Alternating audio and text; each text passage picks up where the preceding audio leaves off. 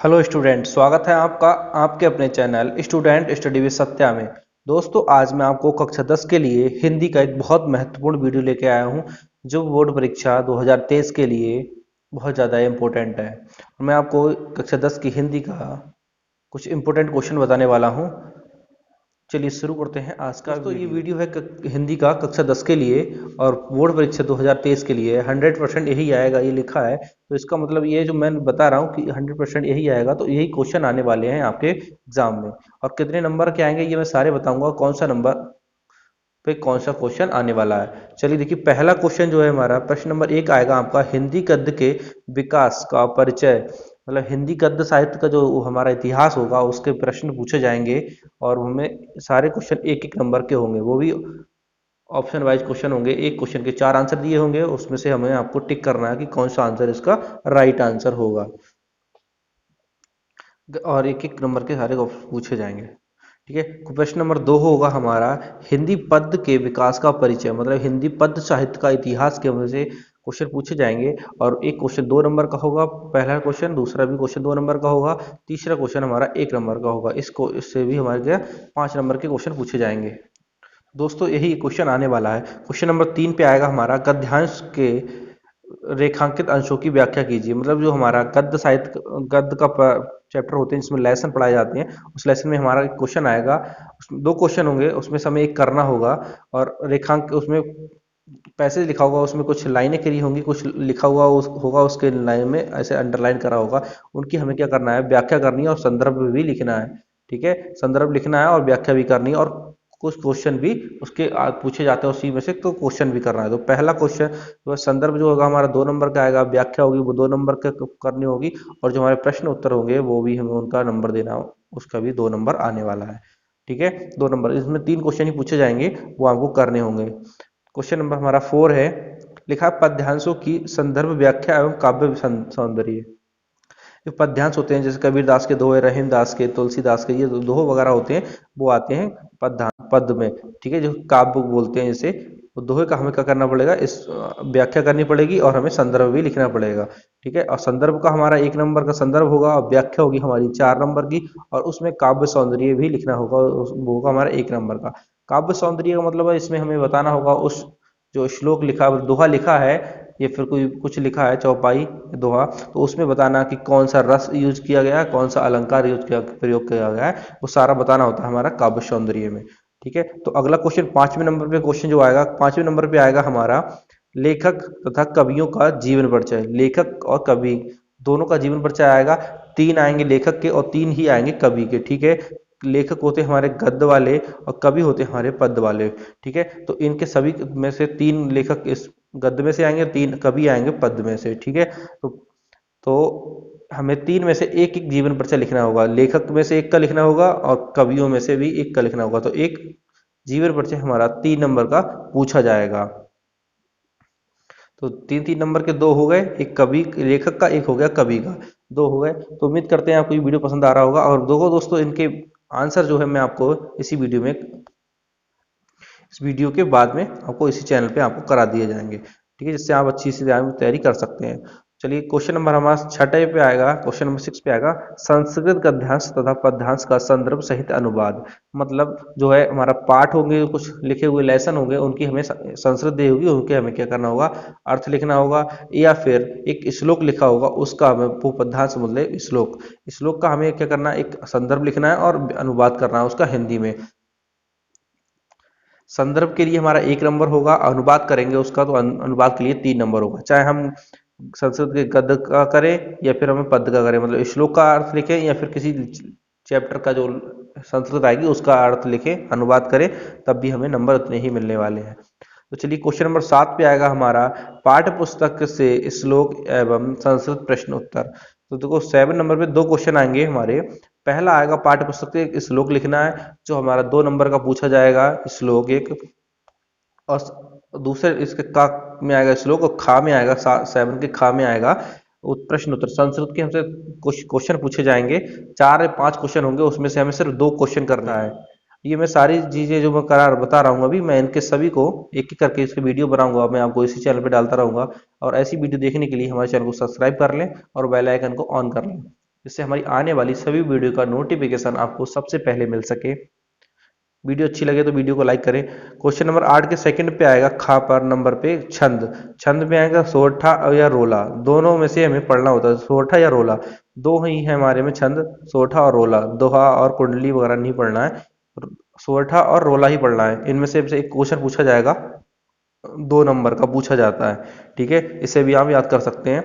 बहुत अच्छे एग्जाम्पल की तरह से मैं आपको बताऊंगा, बहुत अच्छी परिभाषा के साथ। तो देखिए, अगला क्वेश्चन आएगा 8 का ही, क्वेश्चन नंबर 8 का हमारा तीसरे नंबर पे आएगा अलंकार। अलंकार में हमें 3 ही अलंकार पढ़ने हैं, उपमा अलंकार, रूपक अलंकार और उत्प्रेक्षा अलंकार। इसमें से हमसे एक अलंकार की परिभाषा उदाहरण सहित पूछ ली जाती है और उसमें 2 नंबर मिल जाते हैं, 2 नंबर का ये क्वेश्चन आता है। क्वेश्चन नंबर 9 पे आएगा हमारा, 9 का देखो कई भाग होते हैं, 9 के लगभग 5 भाग होंगे। पहला होगा हमारा उपसर्ग, कुछ उपशब्द लिखे होंगे उनके हमें उपसर्ग बनाना होगा और 3 शब्दों के उपसर्ग बनाने होंगे, लगभग 5 या 6 लिखे होंगे, तो उसमें से हमें 3 के उपसर्ग बनाने हैं, ठीक है। ये बहुत ही सरल होता है और 3 नंबर का आने वाला है। और प्रत्यय, 2 नंबर का प्रत्यय पूछा जाएगा। समास होंगे हमारे, समास है तीसरे नंबर पे 9 में। समास में 2 ही समास रह गए आपके, द्वंद्व समास और द्विगु समास, ठीक है, दोनों समास में पूछा जाएगा, दोनों में से एक समास पूछा जाएगा और हमारा 2 नंबर का पूछा जाने वाला है, ठीक है। समास की परिभाषा तो नहीं पूछता है, एग्जाम्पल दे रखा होता है, पूछा जाता है कि कौन सा इसमें समास है, कौन सा इसमें समास है, बस समास का नाम पूछा जाता है और बताना पड़ता है बस, और 2 नंबर का आपको यहाँ पर मिल जाता है। ये बहुत ही, दोनों तो बहुत सरल है और दोनों मैं आपको करा दूंगा अच्छे से। तत्सम शब्द, तत्सम और तद्भव जो होते हैं हमारे, ये पढ़ लेंगे, 2 नंबर के आएगा पूछने के लिए। इसमें जो कुछ शब्द लिखे होते हैं उनका हमें सही रूप लिखना होता है, संस्कृत रूप एक प्रकार से बोल सकते हैं, लिखना होता है। क्वेश्चन नंबर 9 के ही 5वें नंबर पे आएगा पर्यायवाची। पर्यायवाची शब्द होंगे, 2 शब्द लिखे होंगे, उनके दो के 3 3 पर्यायवाची लिखने होंगे और वो होंगे 2 नंबर के, ठीक है।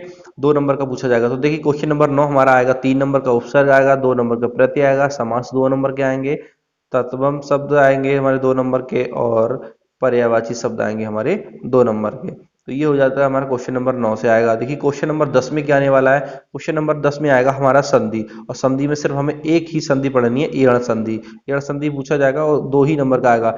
संधि विच्छेद दे रखा होगा तो उसे संधि में, मतलब उसकी संधि करनी होगी, जोड़ना होगा उसे, और बता नाम भी पूछ सकते हैं कि किस संधि में कौन सी संधि है जो आपने जोड़ा है। तो संधि का नाम अगर पूछेगा तो एण संधि ही बताना, क्योंकि आपको एड़ी संधि ही पूछी जाएगी। और अगर संधि विच्छेद करना होगा तो मैं बताऊंगा आपको संधि विच्छेद कैसे करना है। चलिए क्वेश्चन नंबर 10 के दूसरे नंबर पे जाते हैं। दूसरे नंबर पे आएगा हमारा शब्द रूप, क्या बोलते हैं, शब्द रूप आएंगे। शब्द रूप केवल जो है हमारे कुछ ही शब्दों के पूछे जाएंगे, जैसे फल के, मति के, मधु व नदी के। बस फल, फल, मति, मधु और नदी, बस इन्हीं 4 में से किसी 2 के पूछ होंगे और उनमें 2 नंबर के बताने होंगे। वो बताना होगा कि कौन सी विभक्ति कौन से वचन में होगा। ऐसे कुछ शब्द लिखा होगा या फिर कह दिया जाएगा कि फल के एक वचन का सप्तम विभक्ति में बताइए, तो आपको ऐसे बताना होगा, ठीक है, ऑप्शन वाइज होगा थोड़ा। क्वेश्चन नंबर हमारा 10 में हमारा तीसरे नंबर पे आएगा धातु रूप। धातु रूप होते हैं जो केवल, वो भी केवल किसके आएंगे, पट धातु और हंस धातु के। हंस धातु, पट धातु और हंस धातु के ही रूप आएंगे, वो भी 2 ही पूछे जाएंगे और 2 नंबर का हमारा यहाँ पर होने वाला है। तो क्वेश्चन नंबर 10 में हमारा अगला आएगा हिंदी से संस्कृत में अनुवाद। कुछ वाक्य दे रखे होंगे हमारे हिंदी में और उन्हें हमें क्या करना होगा, संस्कृत में हमें यहाँ पर बनाना होगा। वो 2 ही वाक्य बनाने होंगे और 2 नंबर के यहाँ से पूछे जाने वाले हैं। तो देखिए क्वेश्चन नंबर 10 में हमसे एक संधि पूछी जाएगी, यह संधि 2 नंबर की। शब्द रूप वो भी हमने बता दिया आपको, फल के याद करने हैं, मति के याद करने हैं, मधु के याद करने हैं और नदी के याद करने हैं। बस ये 4 के हमें याद करने हैं, 2 नंबर के हमसे यहाँ से पूछ लिए जाएंगे। धातु रूप है जो हमारा पट धातु और हंस धातु का ही रूप पूछा जाएगा, सभी लकारों में कोई से भी पूछ सकता है और 2 नंबर का होगा, ठीक है। और हमारा संस्कृत में अनुवाद पूछा जाएगा। 4 या 5 वाक्य आते हैं हिंदी में और उन्हें हमें 2 ही वाक्य करने होते हैं, संस्कृत में बनाना होता है, तो वो भी 2 नंबर का आने वाला है। तो चलिए बढ़ते हैं, क्वेश्चन नंबर 11 क्या आएगा। एक बार यदि वीडियो अच्छी लग रही है तो वीडियो को लाइक कर दें। क्वेश्चन नंबर 11 निबंध है आएगा। क्वेश्चन नंबर 11 में आएगा हमारा निबंध। निबंध में मैंने कुछ इंपॉर्टेंट टॉपिक लिख दिए हैं, इन टॉपिक पे अगर नाम निबंध याद करेंगे तो आपको उम्मीद है कि आपका 90% फंस जाएगा आपका। तो नंबर एक पे हमारा जैसे कोरोना वायरस, अभी बीमारी चल रही थी कोरोना की, तो उसके बारे पर निबंध याद कर सकते हैं। नंबर दो पे हमारा स्वच्छ भारत अभियान याद कर सकते हैं। भ्रष्टाचार की समस्या पर निबंध याद करें। विज्ञान है, विज्ञान के चमत्कार पे आ सकता है। विज्ञान के अभिशाप, ऐसे विज्ञान के अलग अलग नामों से आ सकता है, मगर विज्ञान के ही नाम पर याद करना है। राष्ट्रीय एकता के ऊपर पूछा जा सकता है। प्रदूषण की समस्या पर आपसे निबंध पूछा जा सकता है। और इससे मैं लिखने की आपको बहुत ही निंजा ट्रिक बताने वाला हूँ, और इस ऐसी ट्रिक बताऊंगा, ऐसे तरीका बताऊंगा लिखने का, जिससे आपको बहुत अच्छे में फुल नंबर यहाँ पर मिलने वाले हैं। क्वेश्चन नंबर देखिए 12 में हमसे पूछा जाता है खंड काव्य। खंड काव्य, और ये 3 नंबर का आता है। निबंध हमारा 6 नंबर का आता है यहाँ पर, ठीक है। निबंध हमारा कितने नंबर का पूछा जाएगा? 6 नंबर का हमारा यहाँ पे निबंध पूछे जाने वाला है। देखिए क्वेश्चन नंबर 12 है खंड काव्य, ये 3 नंबर का आता है। इसमें लोग ज़्यादा थोड़ा कंफ्यूज हो जाते हैं कि हमें कौन सा लिखना है, क्योंकि इसमें 9 प्रश्न होते हैं। 9 में से सिर्फ हमें एक ही पूछा जाता है हमारे यहाँ पर। वो मैंने आपको यहाँ पर बता दिया था कि इसका पहला क्वेश्चन आएगा मुक्ति दूत से। वो कहाँ के, तो आगरा वाले करेंगे, बस्ती, गाजियाबाद, फरीदपुर, बाराबंकी और उन्नाव जिला के लोग। देखिए इन क्वेश्चन को क्या है, जिला वाइज बांटा गया है कि इसमें से एक चैप होगा हमारा। देखिए जो मैंने जिला लिख दिए, अगर इन जिला के कोई भी है तो वो हमें मुक्ति दूत याद करेगा क्वेश्चन, और इस जिला का है कोई तो वो हमें जवाहर ज्योति जवाहर याद करेगा। तो देखिए मुक्ति दूत का अगर किसे पढ़ना है, वो कौन कौन से जिला में लोग रहने वाले हैं वो उन्हें पढ़ेंगे मुक्ति दूत को। देखो आगरा में रहने वाले, बस्ती वाले, गाजीपुर, फतेहपुर, और क्या लिखा, बाराबंकी और उन्नाव जिला के, मतलब इन सभी जिला के लोग क्या करेंगे, मुक्ति दूत नाम का खंड काव्य याद करेंगे। और देखिए ज्योति जवाहर कौन कौन से याद करेंगे, कानपुर के, प्रतापगढ़, मिर्जापुर, ललितपुर, रामपुर, गोडा। जो गोडा जिले के क्या करेंगे, सब लोग क्या करेंगे, ज्योति जवाहर याद करेंगे, ठीक है। अग्र पूजा नाम का एक खंड काव्य है, वो इलाहाबाद, आजमगढ़ और मथुरा, इलाहाबाद और मथुरा, इन 3 जिला के लोग करेंगे अग्र पूजा, ठीक है। मेवाड़ मुकुट, बुलंदशहर, देवरिया, बरेली, सीतापुर और सुल्तानपुर और बहराइच। देखिए बरेली वाले, देवरिया और बुलंदशहर, सीतापुर, सुल्तानपुर, ये सभी लोग क्या करेंगे, हमारा मेवाड़ मुकुट याद करेंगे, ठीक है। जय सुभाष कौन करेंगे, लखनऊ वाले, सहारनपुर, फैजाबाद, बांदा, झांसी, हरदोई, ये लोग कहाँ के क्या याद करेंगे, जय सुभाष, ठीक है। और मृत भूमि के लिए जो खंड काव्य है वो कौन कर क्या कहाँ के लोग याद करेंगे, गोरखपुर के, मुरादाबाद, शाहजहांपुर, लखीमपुर, मैनपुरी और मुजफ्फरनगर के लोग जो हैं मृत भूमि के लिए खंड काव्य याद करेंगे, ठीक है।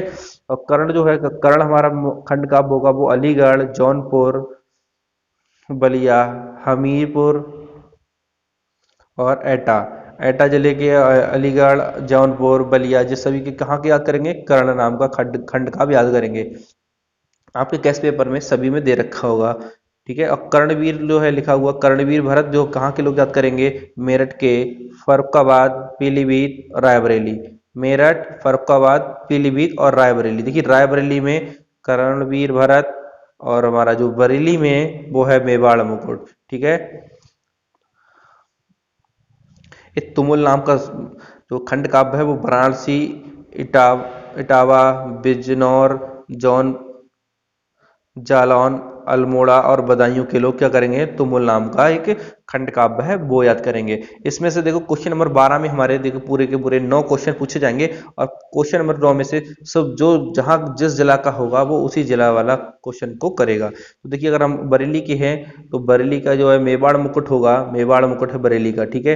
तो बरेली का है, तो बरेली में आप मेवाड़ मुकुट से भी 2 क्वेश्चन पूछे जाएंगे। हर क्वेश्चन से मतलब जो है हर खंड काव्य से सिर्फ हमसे 2 ही क्वेश्चन पूछे जाएंगे, और 2 में से हमें एक ही क्वेश्चन करना होगा, वो भी कितने नंबर का होगा, 3 नंबर का होगा। तो उम्मीद करते हैं आपको ये वीडियो बहुत अच्छे से समझ में आया होगा, और इसमें से सारे क्वेश्चन जो है आपके पेपर में आने वाले 100% इन्हीं में से आएगा। और मैं आपको इनके सारे के सॉल्यूशन, सारे क्वेश्चन के आंसर मैं आपको इसी चैनल पर कराने वाला हूं, इसलिए आप हमारे चैनल को सब्सक्राइब कर सकते हैं और बेल आइकन को ऑन कर लें, जिससे हमारी आने वाली सभी वीडियो का नोटिफिकेशन आपको सबसे पहले मिल सके। और वीडियो अगर आपको जरा सी भी अच्छी लगी है, इससे कोई आपको फायदा हुआ है, तो वीडियो को लाइक जरूर कर दें। चलिए मिलते हैं नेक्स्ट वीडियो में, आज के लिए इतना ही।